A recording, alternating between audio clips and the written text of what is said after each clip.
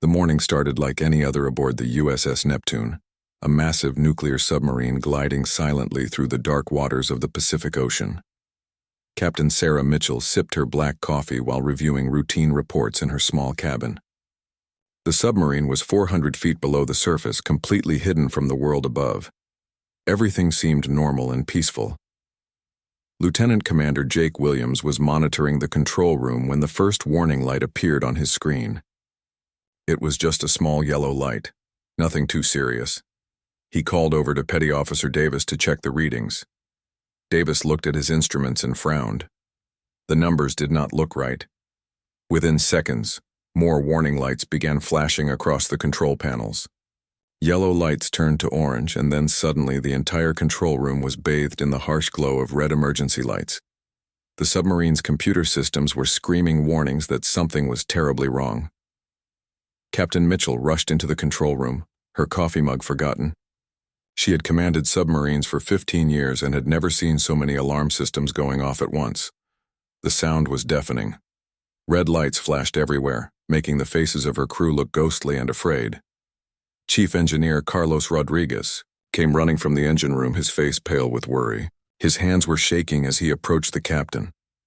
Rodriguez was a calm man who never panicked, but today was different. Today he looked terrified.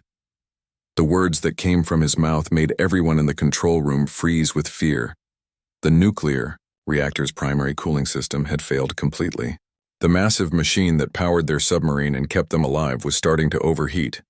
Without the cooling system, the reactor would become dangerously hot in just a few hours. Captain Mitchell felt her heart stop for a moment. She knew exactly what this meant. A nuclear reactor that overheated could cause a meltdown, poisoning everyone on board with deadly radiation.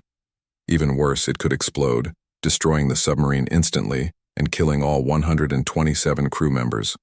Rodriguez explained the situation in simple terms that everyone could understand. The cooling pumps had stopped working. The backup cooling systems were not responding to commands. The emergency cooling system was also offline. Everything that was supposed to keep the reactor safe had failed at the same time. The temperature inside the reactor core was already climbing. Normal operating temperature was around 500 degrees. Right now it was at 600 degrees and rising fast. If it reached 1,000 degrees, they would have a complete meltdown. Rodriguez calculated they had maybe 6 hours before reaching that deadly temperature. Captain Mitchell looked around the control room at her crew. These were good sailors, trained professionals who had served with her for years. She could see fear in their eyes, but also determination. They were trapped 400 feet underwater, in a metal tube surrounded by crushing water pressure that could kill them instantly if the hull cracked. The captain's mind raced through their options. Standard procedure for reactor failure was to surface immediately and call for help. But surfacing was not possible right now. Intelligence reports had confirmed that enemy naval vessels were patrolling the waters above them. If they surfaced, they would be sitting ducks, defenseless and exposed. She called for an emergency meeting with her senior officers. They gathered in the small briefing room next to the control room. The red emergency lights cast strange shadows on their worried faces. Everyone spoke in hushed tones, as if talking too loudly might make their situation worse. The submarine's doctor, Lieutenant Angela Hayes, asked the question everyone was thinking. How long could they survive if the reactor completely failed? Rodriguez answered honestly.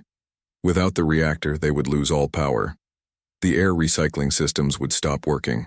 They would run out of breathable air in less than 12 hours. The submarine would become their tomb. Navigation officer Tom Bradley suggested they could try to reach friendly waters, but the captain shook her head. Their current location was deep in hostile territory. It would take at least 18 hours to reach safety, and they only had 6 hours before reactor meltdown. Communications officer Lisa Park tried to contact headquarters, but their radio signals could not reach the surface from this depth. They were completely alone, cut off from any outside help. No one on Earth knew about their crisis. No rescue ships were coming to save them. The crew members not in the meeting continued their duties, but word spread quickly through the submarine. Sailors whispered to each other in the narrow corridors. Some prayed quietly. Others wrote letters to their families, hoping someone would find them someday. In the galley, Cook Peterson continued preparing lunch, even though no one felt like eating. He believed that maintaining normal routines would help keep everyone calm. The smell of his beef stew filled the air, a strange contrast to the flashing red lights and alarm sounds. Young Seaman Roberts, only 19 years old and on his first submarine mission, asked his bunkmate what would happen to them.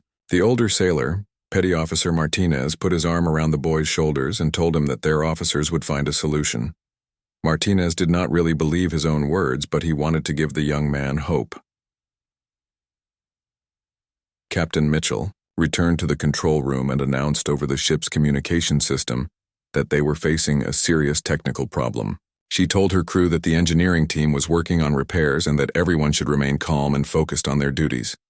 She did not mention the word meltdown or tell them how close they were to dying. But experienced sailors knew the signs. They could hear the strain in their captain's voice. They could see the worry in their officers' faces. They knew that red emergency lights and constant alarm sounds meant they were in the worst kind of trouble. The USS Neptune continued its slow movement through the dark ocean depths, carrying 127 souls who were now racing against time. Above them, enemy ships waited. Below them, the ocean floor lay 3 miles down. And inside their submarine, a nuclear reactor grew hotter by the minute, threatening to end all their lives in the cold darkness of the Pacific Ocean. The crisis had begun, and nobody knew if they would live to see another sunrise. Within minutes of the reactor alarm, the submarine's most brilliant minds gathered in the nuclear engine room like an emergency surgical team. The space was cramped and hot, filled with pipes, gauges, and control panels that hummed with electrical energy. Red warning lights cast an eerie glow on their serious faces as they prepared for the fight of their lives. Dr. James Crawford led the team with the confidence of a man who had spent 20 years working with nuclear reactors. He was tall and thin, with gray hair and sharp blue eyes behind wire-rimmed glasses. Crawford had designed reactors for 3 different naval bases and had written the manual that every submarine engineer studied. If anyone could save them, it was him. Standing beside Crawford was Lieutenant Sarah Kim, a brilliant MIT graduate who understood nuclear physics better than most professors. She was only 28 years old, but had already earned respect throughout the Navy for solving impossible engineering problems. Her small hands moved quickly across computer keyboards as she pulled up diagnostic programs. Chief Petty Officer Mike Thompson brought 30 years of hands-on experience to the team. He was a big man with rough hands who had worked on submarines since he was 18. Thompson could take apart any mechanical system blindfolded and put it back together perfectly. He knew every bolt, wire, and pipe in the engine room. Joining them was specialist Robert Chen, a former power plant operator who had worked at civilian nuclear facilities before joining the Navy. Chen understood how reactor cooling systems worked in the real world, not just in textbooks. His calm voice and steady hands had helped solve reactor problems at 3 different power plants. The final member was Lieutenant David Park, a computer systems expert who could make any electronic device do exactly what he wanted. Park had studied at Stanford and MIT before joining the submarine service. He understood the complex computer programs that controlled every aspect of the reactor's operation. Crawford took charge immediately, his voice calm and professional despite the crisis surrounding them. He explained their approach like a general planning a battle. They would work systematically through every possible cause of the cooling system failure. They had the best minds, the best training, and the best equipment available. The team spread out across the engine room, each focusing on different aspects of the problem.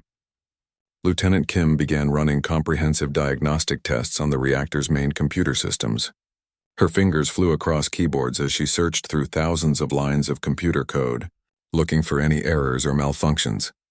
Chief Thompson crawled underneath the main cooling pumps with a flashlight and toolbox. The pumps were massive machines, each one as big as a small car. They were designed to push thousands of gallons of cooling water through the reactor core every minute. Thompson checked every connection, every seal, and every mechanical part. Meanwhile, Specialist Chen focused on the backup cooling systems.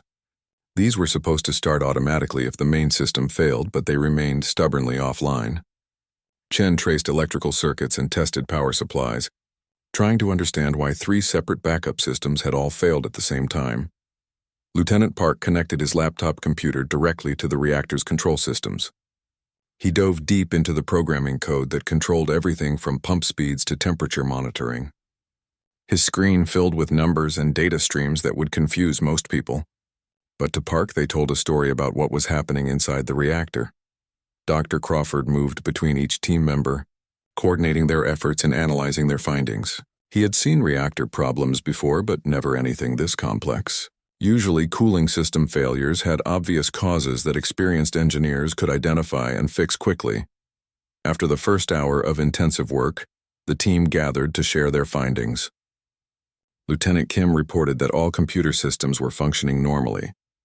Every diagnostic test showed green lights and normal readings. The computer believed everything was working perfectly, even though the cooling water was clearly not flowing. Chief Thompson crawled out from under the pumps, his uniform dirty with grease and coolant. He reported that all mechanical systems appeared to be in perfect condition. The pumps looked fine, the pipes showed no damage, and all connections were tight and secure. Specialist Chen had similar frustrating news about the backup systems. Every electrical circuit tested perfectly. All power supplies were working. All control switches responded properly, yet none of the backup cooling systems would start, no matter what commands they sent. Lieutenant Park showed them screens full of data that confirmed what the others had found. The computer systems were working normally, sending proper commands to start the cooling pumps. But somehow those commands were not reaching the pumps themselves, or the pumps were not responding. Dr. Crawford rubbed his tired eyes and tried to think. In 20 years of nuclear engineering, he had never seen anything like this. Every system appeared to be working perfectly, yet the most critical function of the reactor was completely dead. It was like trying to solve a puzzle with missing pieces. The temperature readings continued climbing steadily upward. They had started at 600 degrees and were now approaching 700 degrees. At this rate, they would reach the dangerous 1,000-degree mark in less than 5 hours. Captain Mitchell visited the engine room to check on their progress. She tried to hide her worry, but Crawford could see the fear in her eyes. The lives of 127 people depended on his team finding a solution, and so far they had found nothing but dead ends. The team returned to work with renewed urgency. They double-checked every test and tried different approaches to the same problems. Lieutenant Kim ran different diagnostic programs, hoping to find some clue they had missed. Chief Thompson disassembled pump components to look for hidden damage, but after 3 hours of intense work, they were no closer to a solution than when they started. Every system they tested worked perfectly according to their instruments, yet the reactor continued heating up toward meltdown temperature. The experts were baffled, and time was running out faster than anyone wanted to admit. The submarine's fate hung in the balance as the most qualified people on board struggled against an enemy they could not identify or understand. The 4th hour of the crisis brought desperation to the engine room as Dr. Crawford's team tried increasingly desperate measures to restart the cooling system.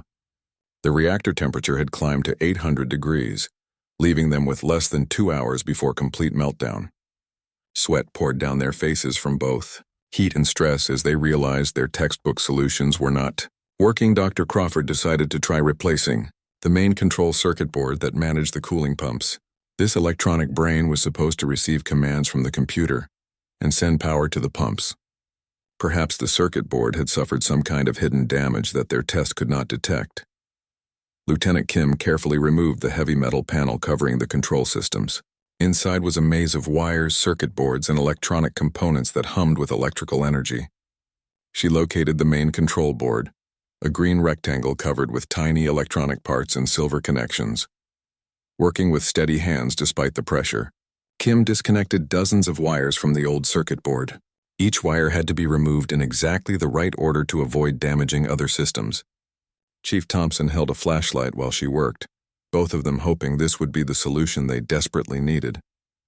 The replacement circuit board came from the submarine's spare parts storage. It was identical to the original, manufactured by the same company and designed to work exactly the same way. Kim installed it carefully, reconnecting every wire to its proper position and double-checking each connection. When she finished the installation, the team held their breath as Dr. Crawford sent the command to start the cooling pumps. For a moment, nothing happened. Then sparks shot out from the control panel, followed by the acrid smell of burning electronics. The new circuit board had failed instantly, destroyed by some unknown electrical problem. Lieutenant Park suggested they try rerouting power through the backup electrical systems. Perhaps the main power supply had some hidden fault that was preventing the pumps from getting enough electricity to operate. This would require connecting temporary cables directly from the submarine's emergency power systems to the cooling pumps. The team spent 40 precious minutes running thick electrical cables through the cramped engine room. They had to disconnect other non-essential systems to provide enough power for their attempt. The cables were heavy and difficult to manage in the tight spaces between machinery. Park connected his laptop computer to monitor the electrical flow as they attempted to power the pumps directly. His screen showed steady power flowing through the cables exactly as it should. Everything looked perfect from an electrical standpoint. Crawford gave the command to start the pumps using emergency power. Again, nothing happened. The pumps received full electrical power but remained completely motionless. It was as if they had been turned to stone. The emergency power attempt had failed completely. Wasting another 40 minutes they could not afford to lose. Specialist Chen suggested they try manually restarting the cooling pumps using the mechanical backup systems. These were hand-operated controls that could force the pumps to run, even if all electronic systems failed. It was hard physical work, but it might be their last chance to get cooling water flowing. The manual controls were located in a narrow maintenance tunnel beneath the engine room floor. Chen had to crawl through a space barely wide enough for his shoulders, carrying heavy tools in the cramped darkness. The tunnel was hot and filled with the sound of machinery that made communication almost impossible. Working by feel more than sight, Chen located the manual pump controls. These were large metal wheels that required tremendous force to turn. Each wheel controlled one of the 3 main cooling pumps. He strained against the first wheel, using all his strength to try to force it to turn. The wheel moved slightly, giving Chen hope that manual operation might work. He called up to the others that he was making progress. But as he continued turning the wheel, he realized something was wrong. The wheel turned easily once he got it started, too easily. It was not connected to anything. The manual backup system had somehow been disconnected from the actual pumps. Chen checked the second and third manual controls with growing despair. All 3 manual backup systems had the same problem. They turned freely but were not connected to the cooling pumps. Someone would have to completely rebuild the mechanical connections, and that would take many hours they did not have. Dr. Crawford was running out of ideas as the reactor temperature climbed past 850 degrees. He ordered the team to try something that went against all safety procedures. They would attempt to restart the reactor completely, shutting it down and bringing it back online with fresh computer systems. This was extremely dangerous because restarting a nuclear reactor required precise timing and control. If anything went wrong during the restart process, they could cause an immediate explosion instead of preventing a meltdown. But with less than 90 minutes left, Crawford felt they had no choice. Lieutenant Kim began the reactor shutdown procedure while the rest of the team prepared backup systems. Shutting down a nuclear reactor was like trying to stop a massive freight train. The process had to be done gradually and carefully to avoid damaging the reactor core. As the reactor power levels dropped, the submarine's main electrical systems began shutting down one by one. Emergency lighting kicked in, making the engine room even more dim and frightening. The air recycling system slowed down, making the air thick and hard to breathe. After 20 minutes, the reactor was completely offline. The engine room became eerily quiet without the constant hum of the reactor systems. Now came the dangerous part, trying to restart everything and hoping the cooling systems would work properly this time. Kim began the restart sequence, carefully bringing reactor power back online step by step. Each stage of the restart had to be monitored closely to ensure safe operation. The team watched their instruments with growing tension as reactor power climbed back toward normal levels. But when the reactor reached full power again, the cooling system remained dead. All their dangerous work had accomplished nothing. The pump still would not start, and the cooling water still would not flow. The reactor temperature immediately began climbing again, now with less than an hour before meltdown. Dr. Crawford stared at his instruments in complete confusion. 20 years of training and experience had prepared him for many different reactor emergencies, but nothing like this. Every repair they attempted failed in ways that made no sense according to engineering principles. The most qualified nuclear engineers in the Navy were helpless against a problem that seemed to defy all logic and understanding.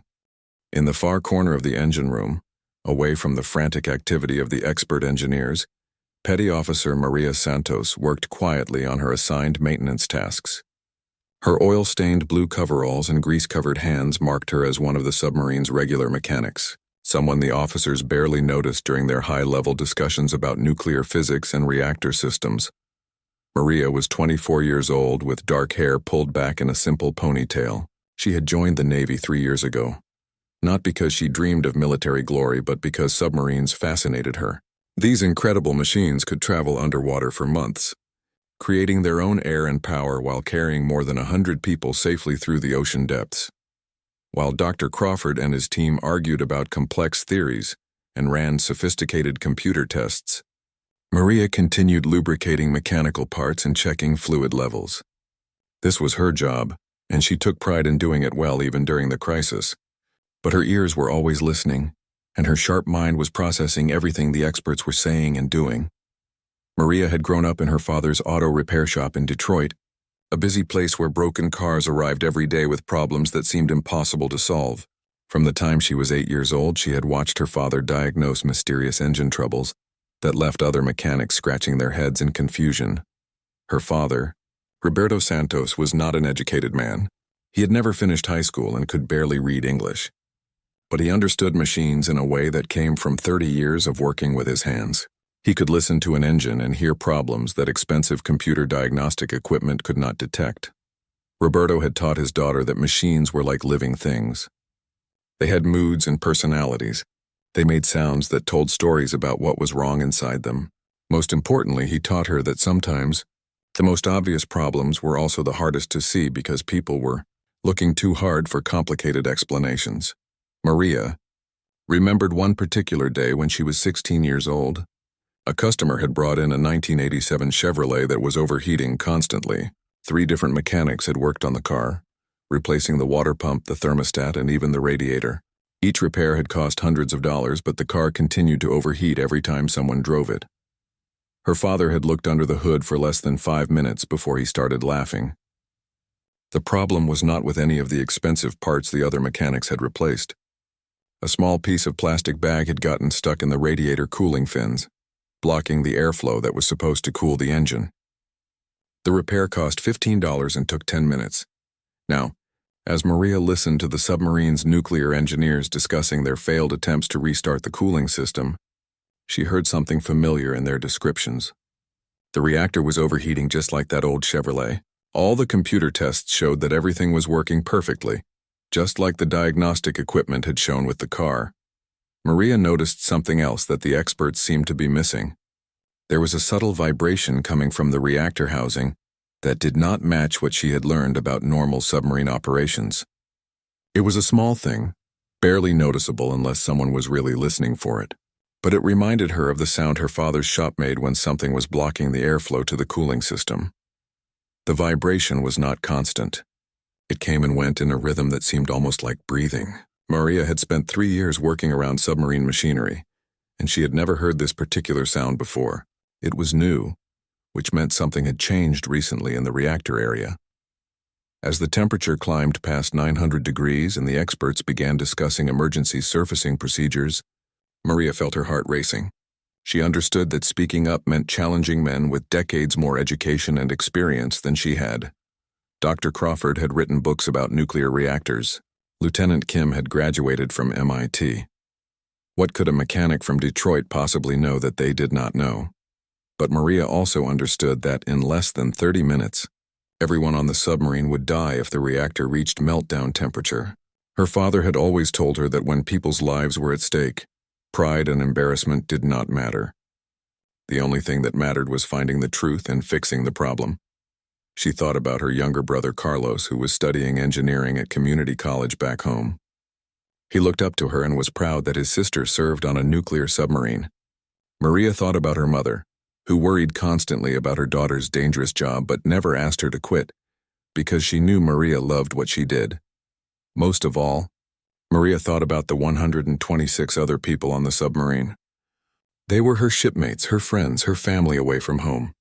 Cook Peterson made the best beef stew she had ever tasted. Seaman Roberts was just a kid, barely older than her brother. Chief Thompson had taught her how to properly maintain hydraulic systems when she first arrived on the submarine. These people trusted their lives to the expertise of Dr. Crawford and his team. But what if the experts were wrong? What if they were looking so hard for complicated solutions that they were missing something simple and obvious? What if the answer was not in their computer programs and technical manuals, but in the basic mechanical knowledge that her father had taught her in his Detroit repair shop? Maria took a deep breath and walked across the engine room toward the group of arguing engineers. Her hands were shaking slightly, but her voice was steady and clear when she spoke. The words that came out of her mouth would change everything. For the USS Neptune and everyone aboard her, the time had come for an unlikely hero to step forward and challenge the experts, with a simple truth that could save them all. Maria's voice cut through the heated arguments of the engineering team like a sharp knife through thick silence. The experts stopped talking immediately and turned to look at the young mechanic in oil-stained coveralls who had dared to interrupt their critical discussion. Dr. Crawford's face showed surprise and mild irritation at being interrupted by someone he barely knew existed on the submarine. "Excuse me, sir," Maria said quietly, her heart pounding so hard she was sure everyone could hear it. "I think I might know what's wrong with the cooling system." Her voice was steady despite her nervousness, carrying the confidence that came from 3 years of listening to machines and understanding how they really worked. Dr. Crawford looked at her with tired eyes, clearly frustrated after hours of failed attempts to solve the reactor crisis. "Petty officer, we appreciate your concern, but this is a highly complex nuclear engineering problem. We need to focus on technical solutions right now." His tone was polite but dismissive, the way adults sometimes spoke to children who asked too many questions. Lieutenant Kim glanced at Maria with barely hidden impatience. She had spent 4 years at MIT studying nuclear physics and had no time to listen to theories from a simple mechanic. "We've run every diagnostic test possible," Kim said. "All our computer systems show that everything is functioning normally. This isn't a basic mechanical problem." But Captain Mitchell had been listening from the doorway, and she recognized something in Maria's voice that the experts had missed. The captain had commanded submarines long enough to know that good ideas could come from unexpected places. With less than 20 minutes before reactor meltdown, she was willing to listen to anyone who might have a solution. "Wait," Captain Mitchell said firmly, stepping into the engine room. "Let her speak. Right now we need every possible idea, no matter where it comes from." She looked directly at Maria with encouraging eyes. "What do you think is wrong, Petty Officer Santos?" Maria took a deep breath and pointed toward a maintenance panel that the engineering team had not examined closely. The panel was located near the reactor housing, painted the same gray color as everything else in the engine room. It looked completely ordinary and unimportant, the kind of access point that maintenance workers used but engineers usually ignored. "Sir, I've been listening to the reactor for the past 4 hours," Maria said, speaking louder now so everyone could hear. "There's a vibration that doesn't belong there. It sounds exactly like something my father and I fixed many times back home in Detroit. The reactor isn't getting proper cooling, not because the pumps are broken, but because something is blocking the coolant flow." Chief Thompson, who had spent hours checking every mechanical component, shook his head in disagreement. "I've examined all the coolant lines, Petty Officer. Every pipe and connection is clear. There are no blockages anywhere in the system." His voice carried the authority of 30 years of submarine maintenance experience. Maria respectfully disagreed, pointing toward the maintenance panel again. "Chief, with respect, I think the blockage isn't in the main coolant lines. I think it's in the secondary flow channels that your diagnostic equipment can't see. My father once told me that the most obvious problems are often the hardest to find because people look right past them." She explained her theory in simple terms that everyone could understand. The reactor's cooling system was like the radiator in a car. If something blocked the coolant from flowing freely, the engine would overheat even if all the pumps and electrical systems worked perfectly. The computer diagnostics could not detect this type of blockage because they only measured whether pumps were running. not whether coolant was actually flowing where it needed to go. Dr. Crawford listened with growing interest despite his initial skepticism. After 4 hours of failed technical solutions, Maria's simple explanation was starting to make sense. "Are you suggesting that debris has somehow gotten into the cooling system?" he asked, his voice now showing genuine curiosity instead of dismissal. "Yes, sir," Maria replied with growing confidence. "But not in the main pipes where we can see it. I think something shifted during our last deep dive maneuver and got lodged in one of the smaller channels that connect to the main cooling loop. That would explain why all your tests show normal operation but no actual cooling is happening." Specialist Chen, who had worked at civilian power plants, suddenly looked excited. "That actually makes perfect sense," he said. "At the power plant where I used to work, we had a similar problem. A piece of metal got stuck in a cooling channel that was too small for our cameras to inspect. Everything tested normal, but the reactor kept overheating." Lieutenant Park pulled up detailed blueprints of the cooling system on his laptop computer. As he studied the complex maze of pipes and channels, his expression changed from skepticism to amazement. "She's right," he said quietly. "There are dozens of small channels that connect the main cooling loops. If one of them is blocked, it could create a bottleneck that stops coolant flow throughout the entire system." The engine room fell silent as the implications of Maria's theory sank in. The most advanced nuclear engineers in the Navy had been trying to solve a high-tech problem with high-tech solutions. But the real answer might be as simple as a piece of debris stuck in the wrong place, just like the plastic bag that had blocked the radiator in her father's repair shop years ago. Dr. Crawford looked at Maria with new respect in his eyes. "Petty Officer Santos, can you show us exactly where you think this blockage might be located?" His voice now carried genuine admiration for the young mechanic who had seen something that all of his education and experience had missed.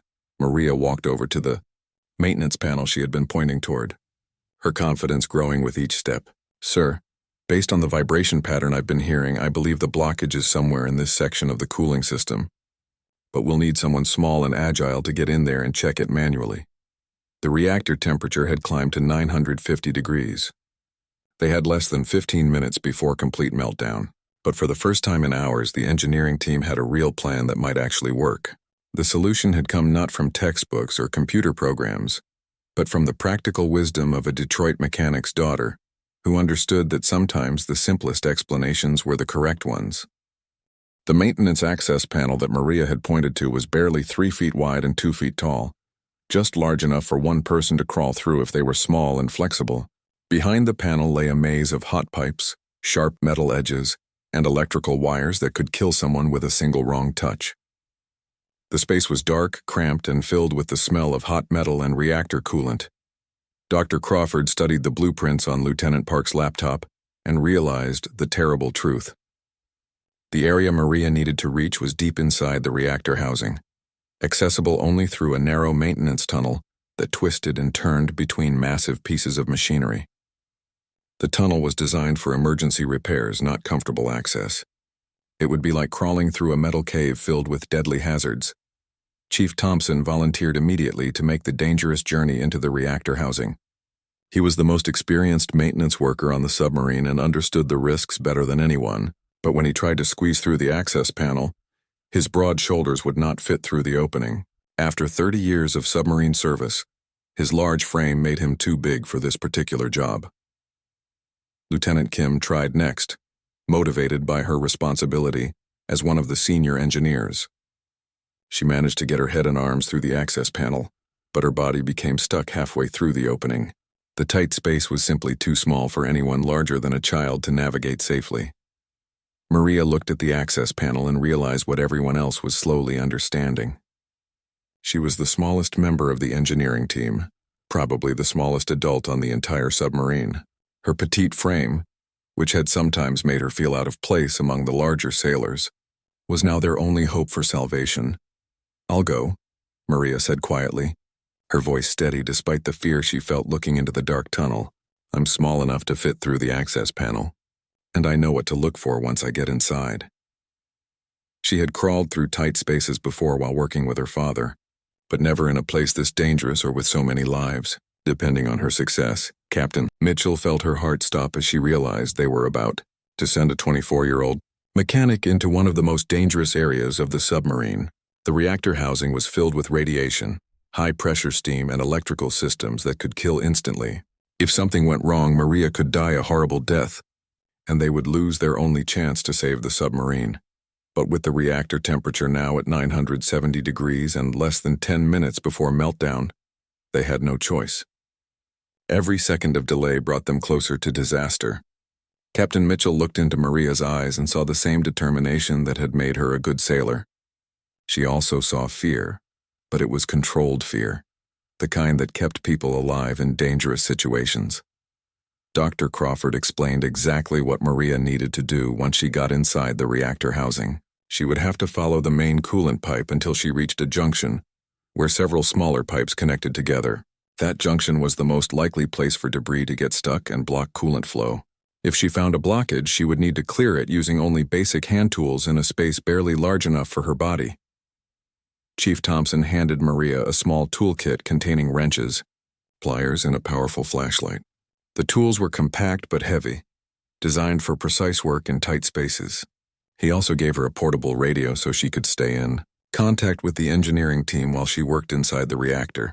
Housing Lieutenant Park connected a small camera to Maria's helmet so the engineers could see what she saw inside the maintenance tunnel.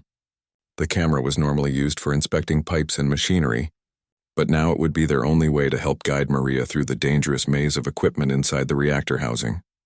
Maria took off her heavy outer coveralls, leaving only her thin work shirt and pants so she could move more easily through the narrow tunnel. The engineering team watched with mixture of admiration and terror as she prepared to risk her life for people she had known for only 3 years. Before entering the access panel, Maria paused to think about her family back home in Detroit.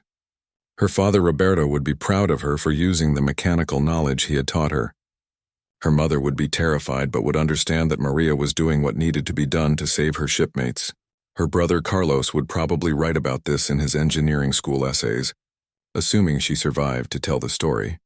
The access panel opened into complete darkness that seemed to swallow Maria's flashlight beam. Hot air rushed out of the opening, carrying the smell of metal and chemicals that made her eyes water. She could hear the sound of machinery humming and vibrating all around the tunnel entrance. Maria squeezed through the access panel feet first, using her flashlight to guide her into the narrow tunnel. The space was even tighter than it had looked from outside. Metal pipes pressed against her back and sides as she crawled forward inch by inch. Sharp edges caught on her clothes and scratched her arms, but she forced herself to keep moving toward the reactor core. The radio crackled with Dr. Crawford's voice guiding her through the tunnel. "Maria, you need to crawl about 15 feet forward. Then turn left at the first junction you come to." His voice sounded strange and distant through the static, but it was reassuring to know the engineering team was watching her progress on their monitors. The heat inside the tunnel was almost unbearable. Maria's shirt was already soaked with sweat, and she had only been crawling for 2 minutes. The reactor housing was like the inside of an oven, and she could feel the intense heat radiating from the pipes around her. Every breath burned her lungs with hot chemical-scented air. After what felt like hours but was actually only 5 minutes, Maria reached the junction where the main coolant pipe connected to several smaller pipes. Her flashlight revealed exactly what she had suspected. A piece of metal debris about the size of a dinner plate had gotten wedged between 2 pipes during their last deep dive maneuver. The debris had created a perfect seal that blocked coolant flow through the entire cooling system. It was such a simple problem that expensive diagnostic equipment could not detect it, but it was also positioned in exactly the right place to cause maximum damage to the reactor's cooling capacity.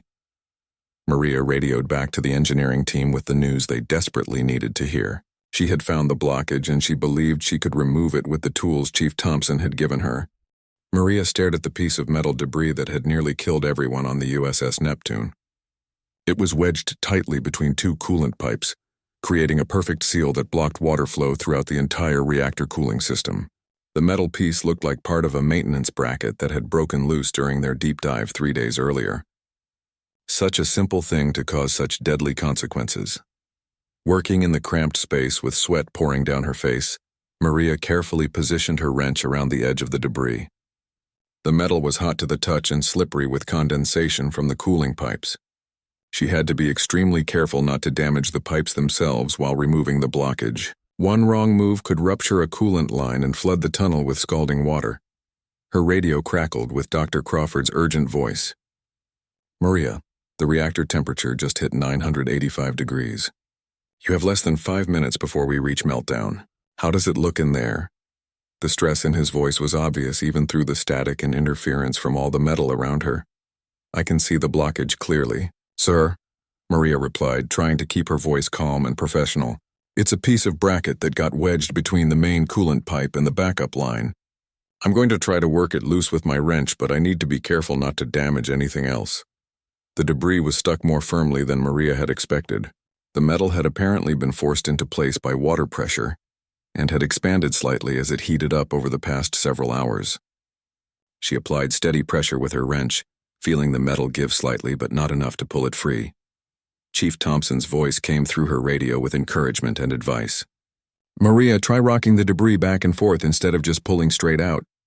Sometimes you have to work stubborn pieces loose gradually instead of forcing them." His experience with submarine maintenance was helping guide her through the repair process. Maria followed Thompson's advice, using her wrench to gently rock the metal debris from side to side. Each movement loosened it slightly, and she could feel it starting to shift in the tight space between the pipes. The work was exhausting in the hot, cramped tunnel, and her arms were beginning to ache from the awkward position. Lieutenant Park's voice crackled through the radio with an update that made everyone's heart race. "Reactor temperature is now at 990 degrees. Maria, we're running out of time. The automatic safety systems are about to trigger an emergency shutdown that could cause an explosion."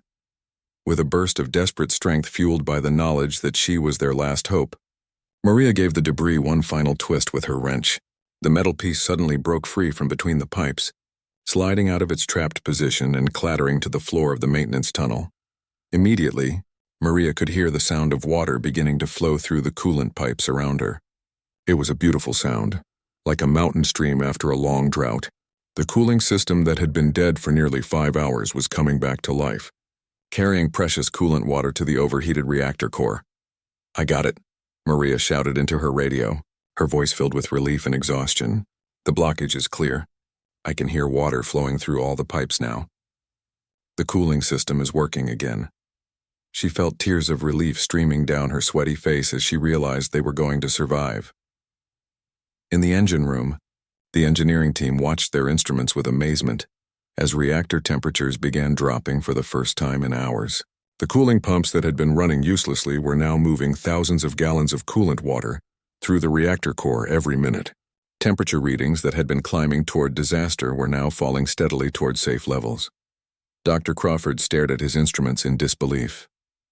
After hours of failed attempts using the most advanced engineering techniques available, the problem had been solved by a simple mechanic with basic hand tools and practical knowledge learned in an auto repair shop. The reactor temperature dropped from 990 degrees to 800 degrees in just 10 minutes. Captain Mitchell's voice echoed through the submarine's communication system, announcing to the entire crew that the reactor crisis was over. The cooling system was functioning normally, and they were no longer in danger of meltdown. Cheers erupted throughout the submarine, as 127 people realized they were going to live, to see their families again. Maria crawled back through the maintenance tunnel with a huge smile on her face, despite her exhaustion and the scratches on her arms from the sharp metal edges. When she emerged from the access panel, the entire engineering team was waiting to congratulate her. Even Dr. Crawford, who had initially dismissed her theory, was grinning with admiration and respect. Chief Thompson helped Maria to her feet and shook her hand firmly. "Outstanding work, Petty Officer Santos. You just saved every life on this submarine." His voice carried genuine pride and respect for the young mechanic who had succeeded where more experienced engineers had failed. Lieutenant Kim approached Maria with tears in her eyes. "I owe you an apology," she said sincerely. "I should have listened to your theory from the beginning instead of dismissing it. Your practical knowledge saved us all when our textbook solutions failed completely."